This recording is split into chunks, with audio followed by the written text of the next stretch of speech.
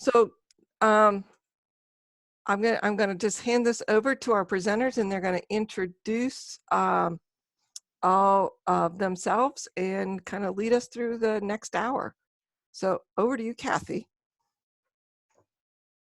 Okay, I am going to ask first that Lori Krause introduce herself, and we'll go from there. My name is Lori Krause. I am the Director of Presbyterian Disaster Assistance and have a history in the pastorate for 30 years and a history with PDA while I was in the pastorate for 18 years. So happy to be with you all today. Thank you. And I am Kathy Riley. I am on staff with Presbyterian Disaster Assistance and team lead for emotional and spiritual care. Also had pastoral experience while I was pastor. I was also a volunteer with PDA before I became staff. It's good to be with you. Pat? My name is Pat Ashley. I've been on the Presbyterian Disaster Assistance National Response Team for about 10 years, and I was pastor of a disaster-impacted church in Miami when Hurricane Andrew blew through in 1992. Thank you, Pat. This is Dana, and I want to say hello to Jean, one of my colleagues from a few years ago. I retired from the Executive Corps when I was 5 years ago in Presbytery of Southern New England. And before that, I've been a pastor in a number of places, including going to Princeton Seminary. So I'm in the midst of friends here when we're talking to people in New Jersey. I've been on Presbyterian Disaster Assistance for about 4 or 5 years. So back to you, Kathy.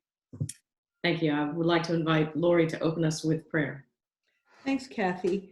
I've been thinking a lot about Holy Week coming up and what it must be like to be a parish minister in this moment and in this Holy Week. And it actually drew me to a poem by Mary Oliver called "The Poet Thinks About the Donkey." And I'd like to open with that poem and a brief prayer, and then we'll go back to the rest of our afternoon. I don't know what day it is. Okay. Let us be in prayer together. On the outskirts of Jerusalem, the donkey waited. Not especially brave or filled with understanding, he stood and waited. How horses turned out in the meadow leap with delight. How doves released from their cages clatter away splashed with sunlight. But the donkey, tied to a tree as usual, waited. Then he let himself be led away. Then he let the stranger mount. Never had he seen such crowds, and I wonder if he at all imagined what was to happen. Still, he was what he had always been, small, dark, obedient. I hope finally he felt brave. I hope finally he loved the man who rode so lightly upon him as he lifted one dusty hoof and stepped, as he had to, forward. Holy God, in these days in which we too feel as though we have been tied to trees and we are waiting, and we do not know what lies on the near horizon or the far, help us to center ourselves in obedience to you. Help us to ground ourselves in love.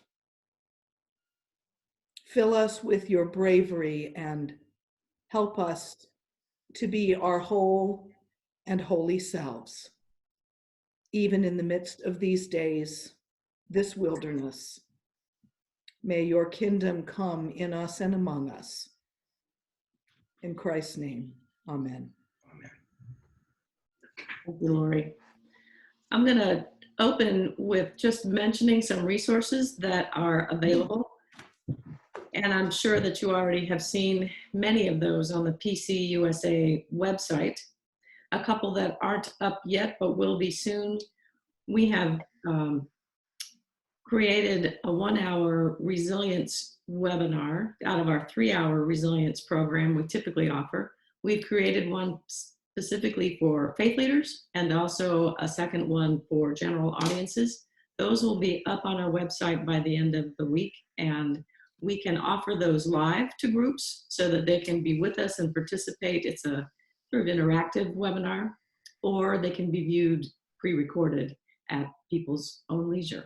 So those will be up soon. Also, we are going to be creating an emotional and spiritual care resource page that will link to the PDA page. That also will be up within a few days. So you can look for those. There are so many resources out there. I just saw that the PCUSA store updated their resources for churches.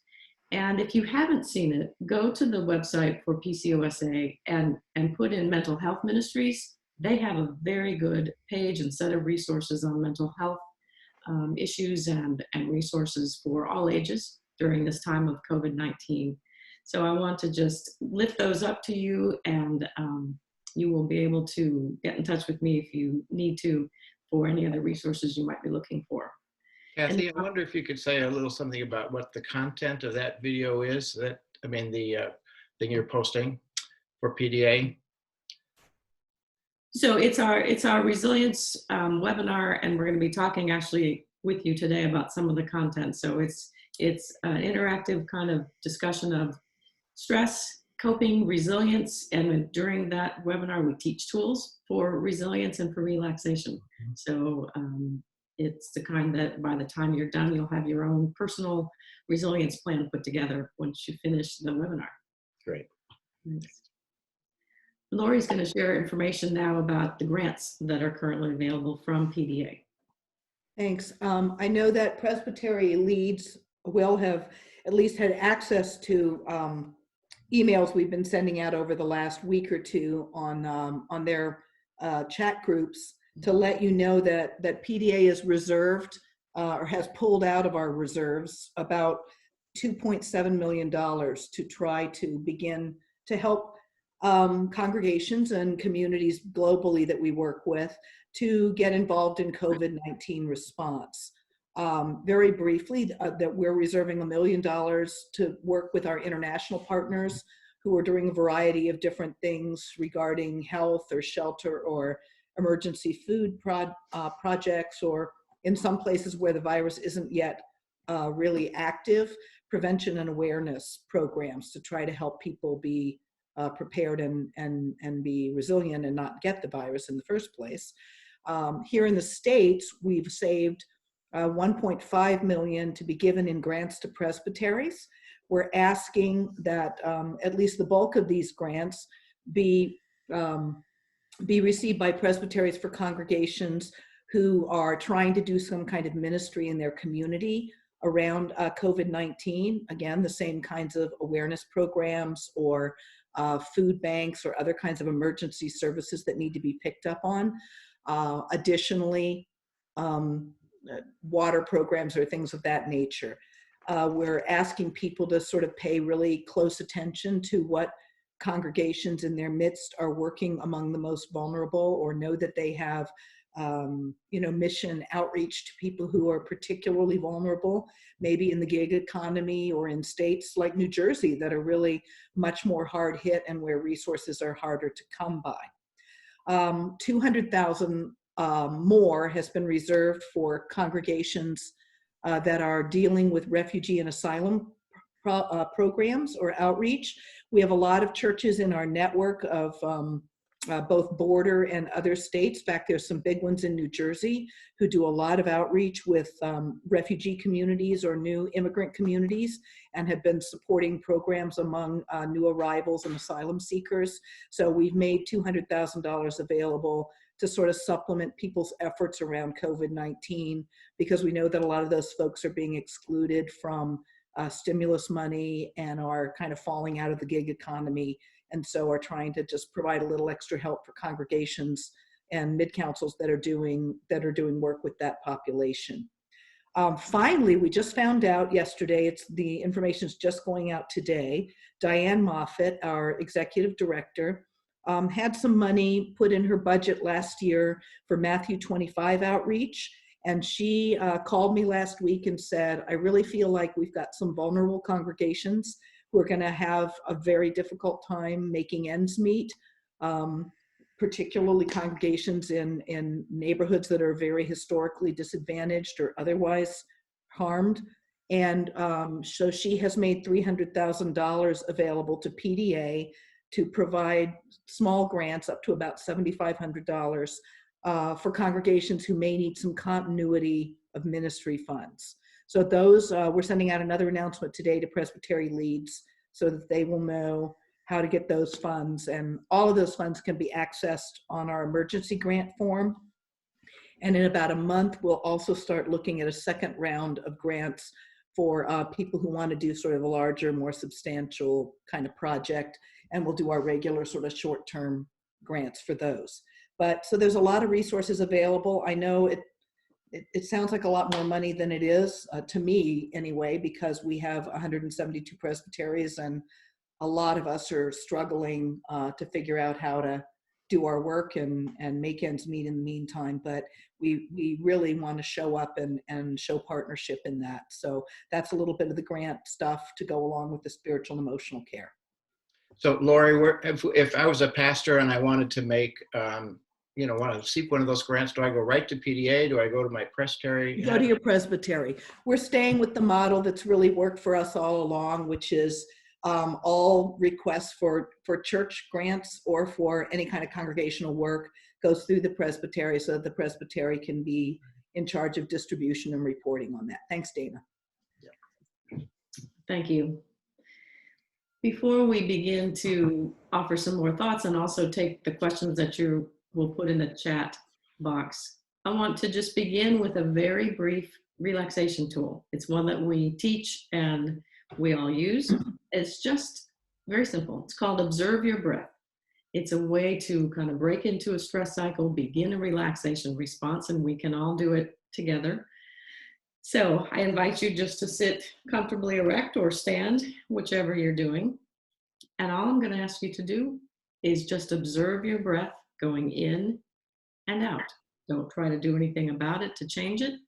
I'm going to give us a chance just to breathe and observe our breath in and out.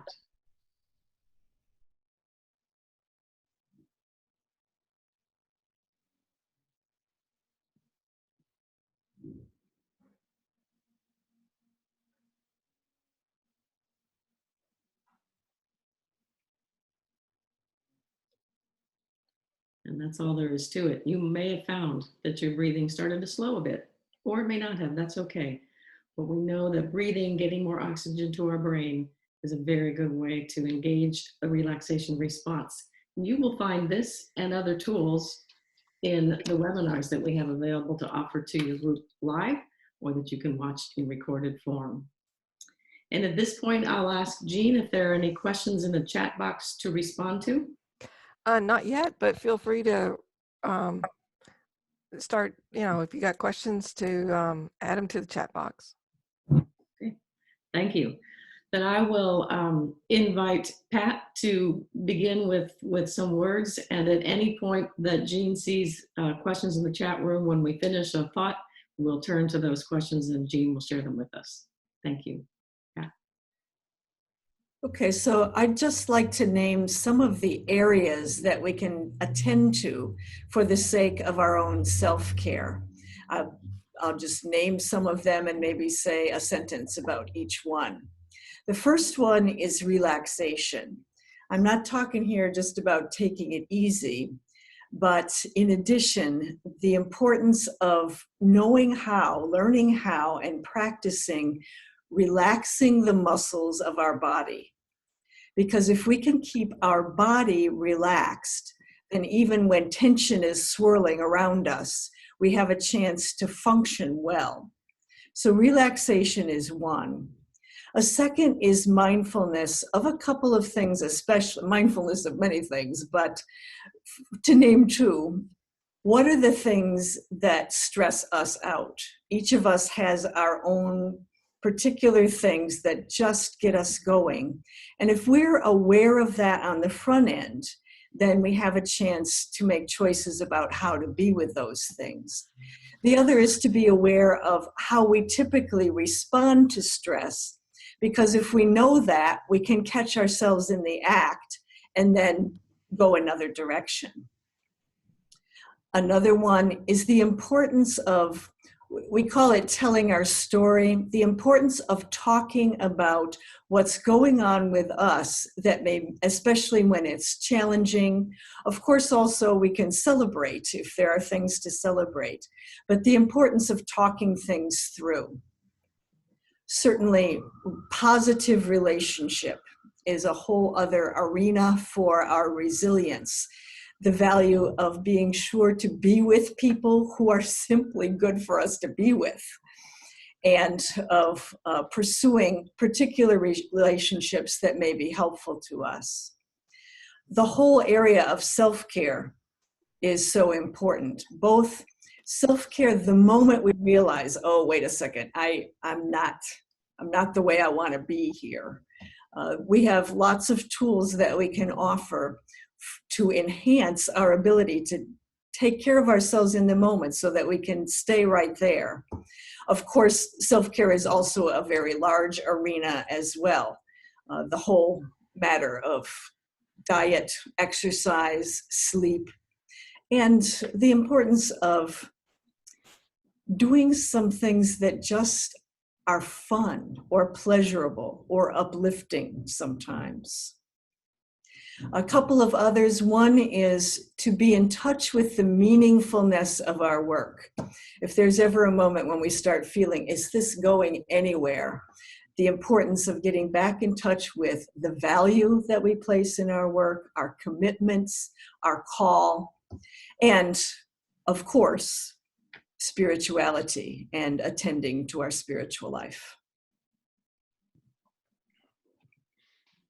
Thanks, Pat. I think Lori was going to talk some about perspectives and how we see what we're doing in the world.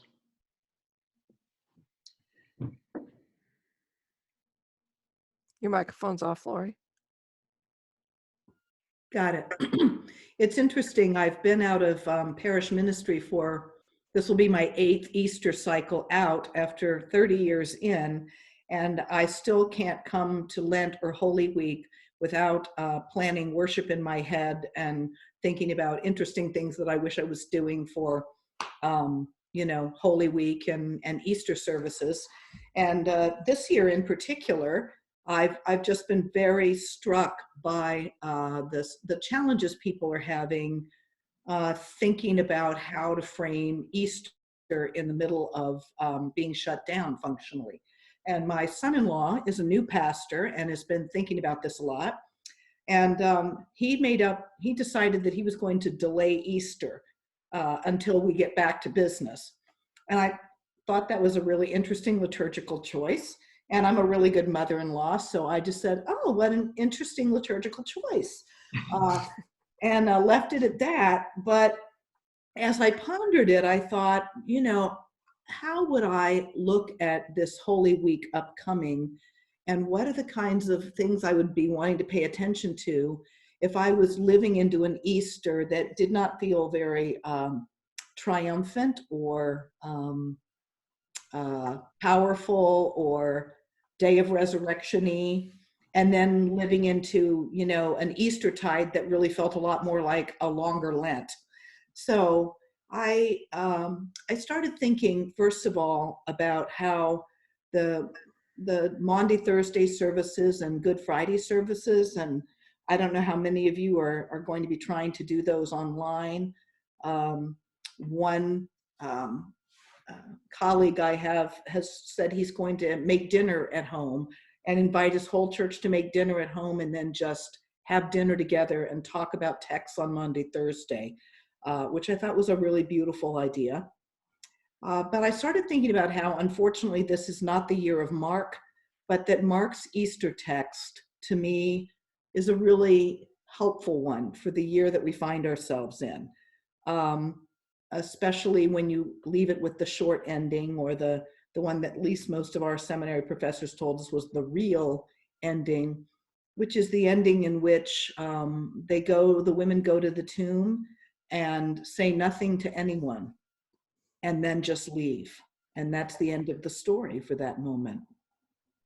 And I know, I think all of us have preached that through the years as being about fear or being about overwhelm. And in fact, most of the translations, I think, kind of say they were terrified, they were overwhelmed, and they said nothing to anyone.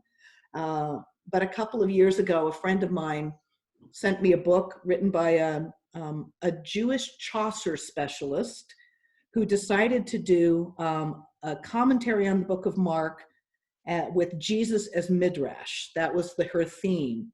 And she retranslated that last bit in Mark that I was just mentioning and said, really, if you think about what fear and trembling mean, both in the sort of Jewish holiness traditions, as well as in some of our Christian traditions, she felt that a better way to translate that was that when they saw the empty tomb, they were overwhelmed to the point where they were trembling almost in a quiet ecstasy. And they didn't say anything to anyone because sometimes things are so new to us and so unable to be put into words that really all we can do is go away and ponder them and live into them and see how they are. And so I don't know, I think for me theologically, and even for me as a national leader, trying to figure out how to help presbyteries and congregations, we are making choices and then we're just sitting with them and pondering and trying to live into the holiness that somehow is evident in this moment. Dana and I were talking earlier today, and he did an opening prayer for our little preparation section and said he was praying about the holy Sabbath of being alone and not having to be with people. And when he got off the prayer, I'm like, well, there's another introvert for you who finds holiness and simplicity and pleasure in being alone. But because I'm not like that, I said I wanted to offer this little bit of kind of looking at that spaciousness and that Sabbathness of Easter in a time when we don't really know what it means. And like the people in John, we have to walk and listen and tell each other stories, and then really kind of sit down and try to see where Christ is showing up and how Christ is making sense of this in ways that are completely unlike any Easter we've ever had before. So that's just a little theological framing, and I thank you for indulging me because I needed to share it with someone other than my son-in-law. Thank you, Lori, for talking about that, especially about this time of uncertainty and sort of living through a wilderness time and not really knowing what the future is going to hold and what resources we're going to have to meet that particular future that's coming up. And you said the importance of telling stories while we're in the wilderness. And I was reflecting on this, how we do self-care during this time of COVID-19 and the uncertainty and the sort of chaotic nature of things when things are coming at us one day after another, and how we take care of ourselves. And one of the things that we emphasize a lot when we're doing our disaster deployments is the importance of narrative, of telling story. And we know as pastors that, hearing other people's story, just being a person present with them, hearing their stories is a way of kind of of encouraging them, of sharing their burden, and of them kind of processing what's going on with them as they're telling their story. And for pastors, I know that for me at least, and and my experience with others as well, is that we don't tell our own story very often. We're quite ready and willing to be the helper to others and the listener to others, but we don't have the motivation or oftentimes the opportunity to tell our own story about what we're experiencing in the midst of this very, very unusual circumstance that we're in. And we at Pastoral Disaster Assistance, when we do our workshops, a major portion of our workshop is being able to be with others to tell our story so that we can be fully vulnerable, fully open, really work through what we're experiencing and feel as though we're not carrying this alone. We encourage those of us who go out on these deployments that we have an intentional listening partner that we have available to us, that we have sort of a person we have prepared ahead of time, whom we know will be a good listener, a non-judgmental listener, one who won't give a whole lot of advice, someone who will be very open to hearing whatever we have to say in whatever way we want to say it. So I was pondering that and thinking how important it would be during this sort of this wilderness journey that we're on, for having somebody outside of the community to be able to share and tell our story to. And to set specific times or specific places when we might be able to do that, and to set aside that time specifically for our own self-care, because that's an important part of it. I know that when things are so up in the air right now, we're so focused on the activities we got to do, the responsibilities we have, and how we're going to do something new and different, and how we're going to manage doing things online. That we can be so busy we don't have a chance to unload our own stories. So one of my encouragements, I think, is to say, find somebody who is an intentional listening partner for you, so that you have that chance to really care for yourself in that way. So a lot of self-care we do in the deployments. And Kathy, you want to say something a little bit more about some of the supports that we have and the other kinds of things we do to take care of ourselves? Can I interrupt for just a second? Sure. Dana, thanks for reminding everybody about telling their story.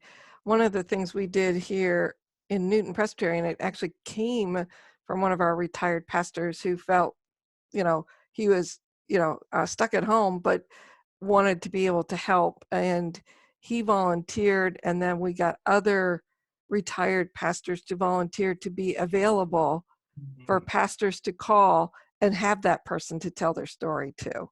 So we have 7 or 8 retired pastors who have volunteered to do that. So I think that's a really important resource to have. Right. It's good to have the resource. It's helpful also to say you need to motivate yourself to go tell that story. That's right. Yeah, there's that too. And ask them to be a listener for you. Yes. Yeah, that's right. The other beautiful piece of that, Jean, is that you've provided people who aren't people's spouses or the other people who are trapped in their house with them. Right. Because we do share those stories with the people or the animals that are around us, but this is a more intentional choice to go and have a coffee date with somebody and talk. And it keeps the intimate relationships focused on the personal relationship and not on the responsibility.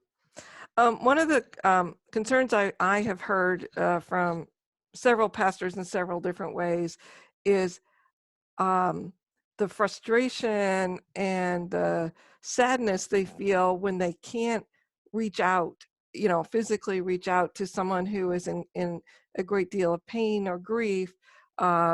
One of the pastors just telling me yesterday that a member's spouse had to go for surgery, not related to COVID, but surgery, emergency surgery. They couldn't do it at the local hospital because of space, and so he had to go quite a ways away, have the surgery. They couldn't be there with him. And the pastor is just feeling some guilt and some frustration and not sure how do I connect. I mean, I think he was connecting as best he could, but how do we help pastors and others address that, that stuff that we did not learn in seminary kind of care, or even in CPE, we didn't learn this. What are some suggestions or some helpful thoughts or some resources or just words of encouragement? A couple of possibilities come to mind for me. One is to have a conversation with that spouse and sort of acknowledge the difficulty and the frustration, and then begin to explore, are you aware of something that might be helpful to you that is not a face-to-face, in-person contact? But to begin to have everybody sort of say, okay, we're not doing it the old way. Let's not throw up our hands. Let's explore what's really possible here. And certainly technology can be a great help in this. Also, there may be a sense of if there's an ongoing prayer that happens in congregations or in the presbytery. But the value of acknowledging the frustration, and you might do that with your listening partner, but then sharing with the people that you are serving, how are we going to do this together in a way that's meaningful for all of us? And let it be a community discernment. I think that makes a lot of sense, Pat. And in PDA, when we're deployed, when our volunteers are deployed, we have a care buddy. And the care buddy is someone who will be in prayer with us in whatever the deployment is. And we always are asked, would you like me to be in touch by text, by email, by phone call? What's best for you? And I hear Pat saying that as we live into this, thinking about just asking, what's the best way for me to show how much I care and that I'm praying and thinking of you, even though I can't physically see you, and checking in with the people that you're caring for to find out what makes most sense to them and what feels most helpful. And as I try to keep up with all the spiritual and emotional advice that's coming across my email, one note that keeps resounding, and Lori talked about it earlier when we were talking to prepare for this, is treating ourselves with compassion. Certainly treating others with compassion, but treating ourselves with compassion when we aren't doing exactly what we would like to be doing or have done it in the past, and just recognizing that that's okay, and doing some reframing even there. With there's no physical contact, yes, but we're doing the best we can and we're living into it together. I'm thinking too, Kathy, about the way in which we simply are representatives of God's presence. And when we can't touch, it seems to me that one of the things that might be helpful for us is how do we make more real the touch of God in people's lives and the way God cares for them, so that if it's not our own personal touch, we kind of help them kind of be more aware of the ways in which God is constantly reaching out to us and being present with us, and that that may not be a total replacement for skin-to-skin contact or hugs or whatever, but it does speak to the fact that the blowing of the wind on our faces can be the hand of God in such a way. And if we can provide some kind of metaphors that make it clearer how God might be present in our lives, I think that's one way we can be with families when we can't ourselves physically be there. Yeah. Okay, we do have a question. I have a parishioner whose father is dying of COVID in a hospital, and they can't be with them, and I can't be with them. How are people being with people from a distance, and how are others managing it? I know that some of the threads I've read and tips I've read for that, if people think of ahead of time and they're able to work with medical or nursing staff, is to have a cell phone FaceTime conversation with the person who's hospitalized. It sometimes can be a phone, sometimes an iPad, but something where there can actually be a FaceTime, so there's a face-to-face and voice-to-voice conversation. That's not always possible, but I've seen people doing that and using that as a potential way of having some more contact than they have when they can't be there physically. Others on the panel might have some thoughts. Well, I was thinking also some object or some kind of card or something that we write on or that we give and that we have delivered to that hospital in some way. I don't know whether it's by mail or by some, some family member. You can get it to them in some way, so that, a small cross that you give, or a card that says, I'm with you every single moment that you're here, or whatever. Something physically that they can see and touch might be another way of doing that. And just asking permission to share the situation with the congregation so that the people know that the entire congregation is lifting them up. And if there are ways to emphasize that in church communications, to share people's stories and circumstances and prayers. And obviously it's two different things that you're really experiencing here. One, trying to support your parishioner who's grieving an impending loss and can't be with their father. And two, that you can't be in the kind of support you want to be in, both with your parishioner and probably with the parishioner's family. And again, I think a lot of people that I'm talking to are using FaceTime and text. I don't know how close you live to your parishioner and what the restrictions are in your presbytery right now.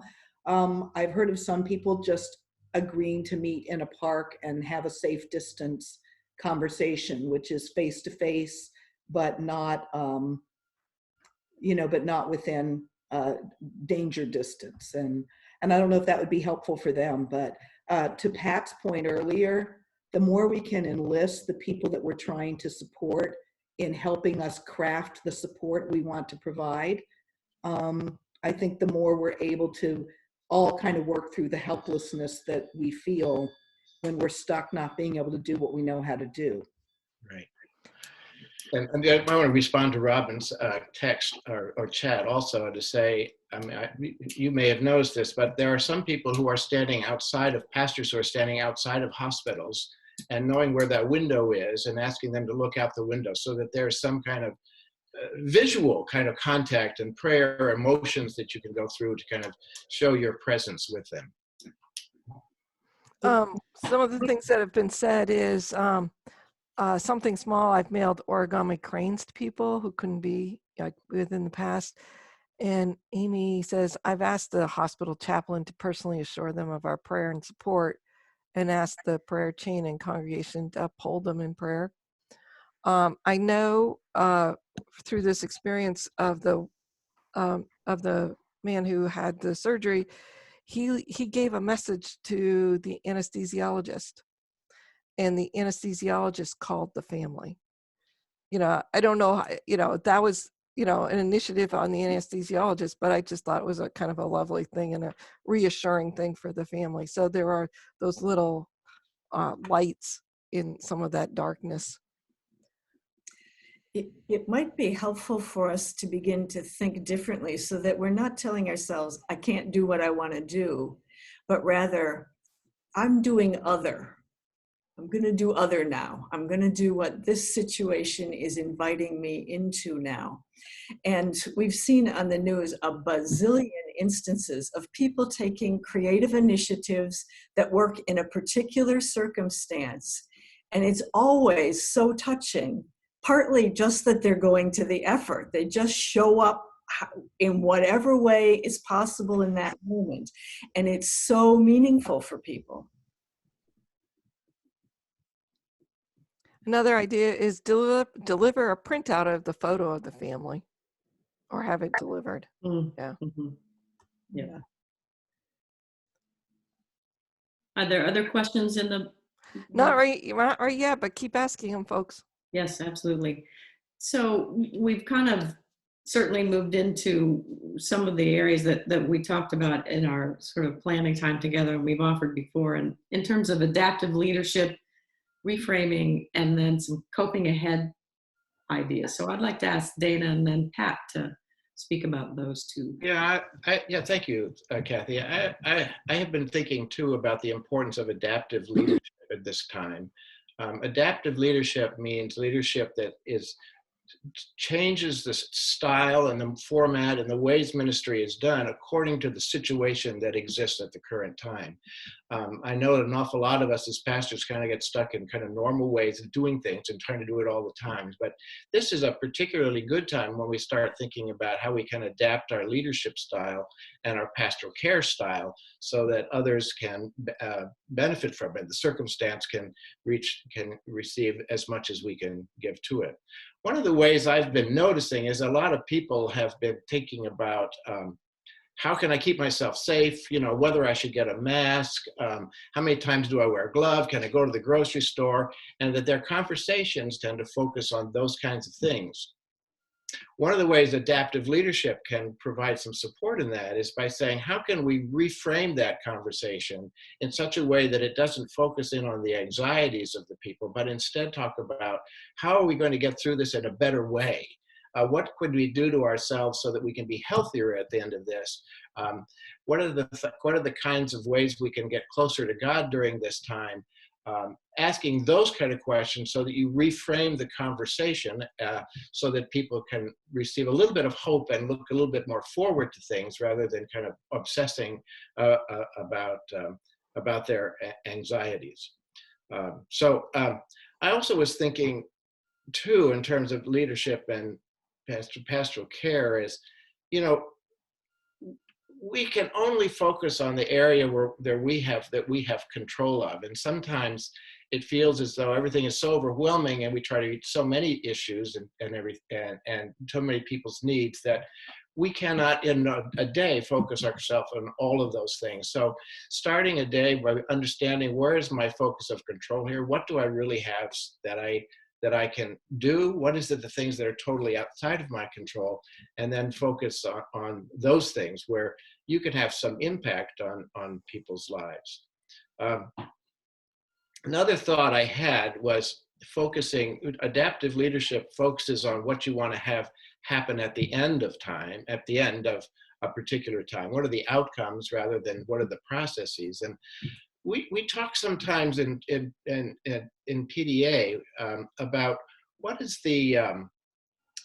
your purpose for doing your ministry? And sometimes the anxiety of right now, we get so caught up in what one person's needs are, we don't recognize what our outcomes are.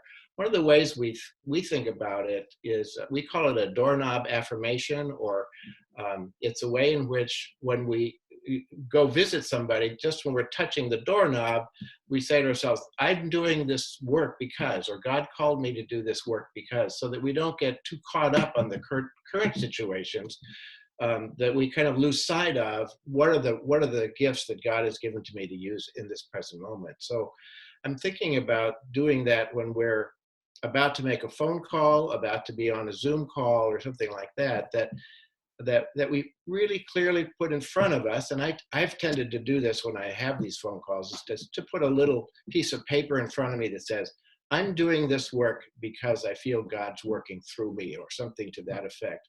And that helps keep me directed and providing me the opportunity to be adaptive to the circumstance, because I know what my main goal and purpose in life and ministry are. Thank you, Dana. Yeah. Can I tag in on that for 1 second? Is that okay, Kathy? Of course. When we, Pat started by talking about the importance of relaxation and being aware of our bodily reactions. And I think a strong part of adaptive leadership is being aware that we have these very strong physiological reactions to things that we used to do a certain way, and we're beating ourselves up in our brain about how we can't do what we know how to do, or we're not doing it right, or maybe it won't be received in a way that's helpful. And part of that is our very natural anxiety, kind of our heightened anxiety and perception of threat in the setting that we find ourselves in, which it's everywhere now. Right. So that if we can practice this relaxation, particularly before we go into an encounter with someone, or a meeting with session, or a meeting with the worship team, where we know we're going to be likely to feel frustrated and inadequate because we don't know what we're doing. It's all new. Paying attention to that physiological anxiety and intentionally relaxing our body sort of gets us out of that part of our brain that's reactive and gets us here where our spirituality and our experience and our ability to do that kind of creative synthesis lives. The psychotherapist, the traumatologist actually, who helped PDA develop our compassion, fatigue, and resiliency work, his name's Eric Gentry, used to tell us that if we can relax our bodies in the presence of a sense of anxiety or threat, if we can just relax our bodies, right action will present itself. Even if we don't know what that right action is going to be, if we can relax and just be present to that, the next right thing will occur. And we need to trust that, that we can open ourselves up, and the spirit and our experience and wisdom that we have will come forward and help us to do the next right action. Thank you. And So, as you were talking, people used to talk about the non-anxious presence, and thankfully we got rid of that phrase, and we talk about the less anxious presence. And as I was reflecting on this work and what my colleagues are saying, what I've come to use quite often is, I just want to be a little bit less anxious than the person I'm with.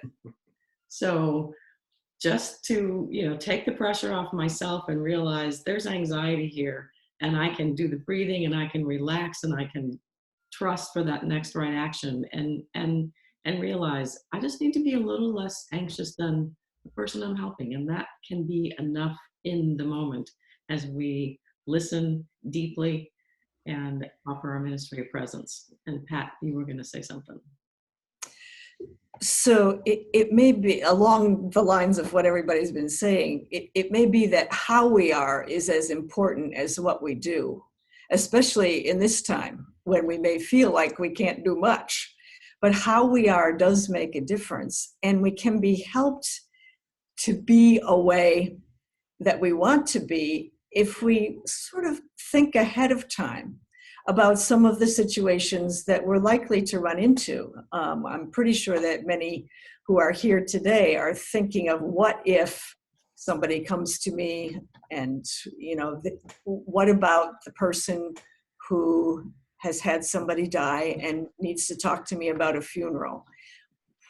If I think ahead of time about how am I with that, as well as what am I going to say, then I can be aware of the importance of the difference between, well, I'm sorry, we can't do a funeral with very many people. The difference between that, and it's so important right now for all of us to be so aware of not putting other persons at risk. I wonder how we can be with your need and uphold that value at the same time. How can we keep people safe, and how can we find a way to help you express your grief now and perhaps consider other plans for the future as well? If we ponder what our values are in it, and not only how am I going to survive this conversation, it makes a difference for everybody concerned. Thanks, Pat. And what Pat's talking about is something that many of you probably heard and we use, which is just the idea of coping ahead and thinking about, what is it that I'm anxious about? What am I concerned about? These what ifs could happen. And then coping ahead, thinking through, coming up with a plan, having some actions that we know we can take at least today, and that could change, tomorrow or next week. But coping ahead with what's on our minds and what our concerns are about helps us have a sense of control and a plan, recognizing that plan may change. I think that we know that the bereavements that our folks are going to experience are going to be complicated by this. And so learning and reading a little bit about grief process and reminding ourselves what we know, especially about complicated bereavement, is a good thing to the extent that it helps us with that coping ahead and the planning. So I think those are things that are on our minds, they're on your congregation members' minds, and it's helpful to think ahead as much as we can and be ready when those conversations have to happen. Yeah, I want to ask Pat a question. We're talking about how our physical self can be present in a moment, how we can take care of ourselves in that. One of the things we have, Pat, are all these tools for resilience. And I wonder if you might mention some of those tools of resilience that we have and that we teach during the times when we go out on deployments and try to help people deal with these long-term kind of effects of disasters like this one.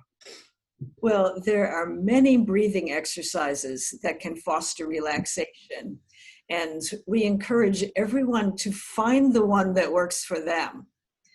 So it may take some Googling and some practice until you experience one and you go, oh,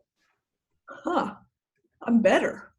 So discover the one, and then the importance of practicing it during, not in the clinch. Well, certainly practice it in the clinch if you think of it, but practice it on a daily basis so that when you are in the clinch, it happens by itself. It happens naturally. It's available to you. It's in your muscle memory. Other exercises have to do largely with muscles. One is dropping your pelvic floor, the Kegel exercises. Another is progressive muscle relaxation, where if you know you're going into something that's going to be a thing, to take 5 minutes and just work through your body, tightening and then relaxing the muscles, is going to help you walk into that, or pick up the phone into that next thing much more able, much more grounded, much more steadied. Thanks, Pat.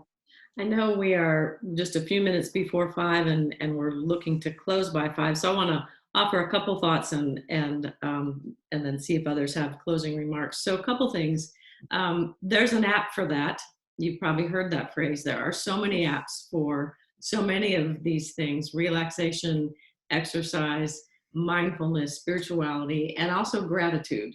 I'm happy to have Jean share my email and we can get it to you if you'd like some hints.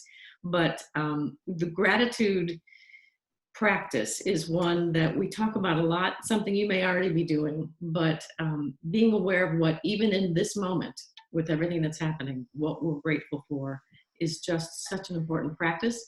We would invite you, if you like, to put some things in the chat box that you're grateful for, or write them down where you're sitting so that you can be reminded of that. We talk a lot about, in this day of COVID-19, being mindful and intentional about when you go to the news and saying to yourself, now I'm going to expose myself to the news. I'm going to learn what's happened today. Doing that with some relaxation ahead of time can be helpful. And making sure that we start and end our day with something positive and uplifting. Not the news, not work, but something positive and uplifting to start and end our day, whatever that is for you. Funny cat videos, pictures of your family and friends. Starting and ending that way intentionally, and of course in prayer, instead of the news and instead of the updates that we're exposed to. So I offer those to you as just a couple tips that we're finding for self-care in this time of COVID-19. And I would just ask the others, Lori and Pat and Dana, if there are just a few last words you'd like to say. I guess what I would like to say is I'm so awed by what all of you are doing and the inventiveness of pastors and the sort of diligence that everyone's showing in trying to show up. And I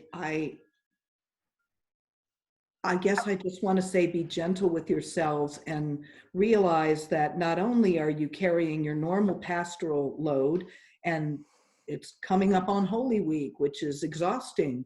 And on top of that, you're trying to be a pastor in a completely different way and make it up as you go along. And on top of that, we're all in the middle of a pandemic and we don't know what's going to happen next. And you are all doing extraordinary work on the front lines the like of which we've never been asked to do in our lifetime. And I'm grateful for the work that you all are doing. And I just am always praying that you all will be aware of how much you're doing and be at peace with that, and be gentle with yourselves. Yeah, I was thinking about going where, as we go through this wilderness, there are no pathways through the wilderness. We all are uncertain about where we're going to go. We're uncertain about what we have to deal with this. So I was thinking that, God sends us into the wilderness, but never alone. And here we are, all of us doing the same kind of struggle, figuring out how are we going to be God's people in the midst of all of that. And I wanted to say thank you to all of you who are doing that, and the front lines are trying to figure out in this wilderness, how are we going to get to the end of this time in a way that we can still be God's people with full of hope and promise within us, and as a sense of assurance that God's present with us. So I want to thank you all for kind of the work that you're doing, and to know you're not alone in that. It's so natural for us to go to intercession as our prayer mode. I also want to lift up supplication, which is prayer for ourselves, as in help, and lament, just telling it like it is. Right, good. Good to be with you. Thank you. We in PDA often say that we're among the first to show up in a disaster, and we are among the last to leave. And I just want to lift that up to you and let you know we are here, and will continue to be here to resource and offer support in any way that we can. And I'm going to turn it to Jean for the closing word. Well, thank you. Thank you very much for taking your time and being with us and sharing a lot of ideas and resources. And we thank everybody who came on. Again, this was being recorded, so I will have it posted to our website probably Friday. Not got a lot of Zoom meetings like many of you do tomorrow. So thank you, everybody. And could I ask one of you just to kind of close us with prayer, and then we'll be done? Of course. Lori, would you like to close us with prayer? I'm happy to if nobody else cares to, but I'd love to have you do it. Thank you. let's pray.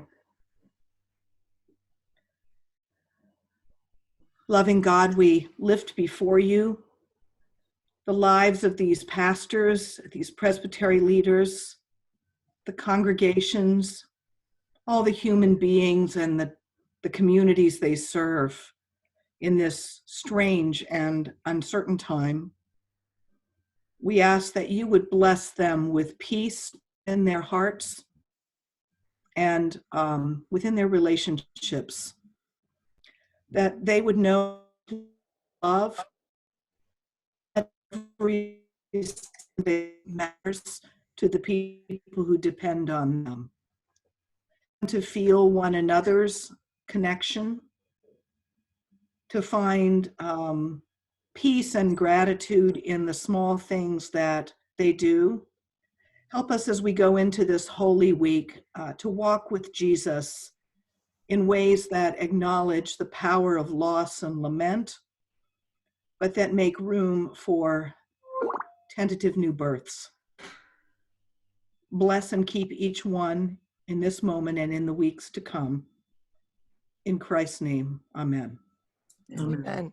Thank you, everybody. Thank you, Jean, for having us. Yes, thank you.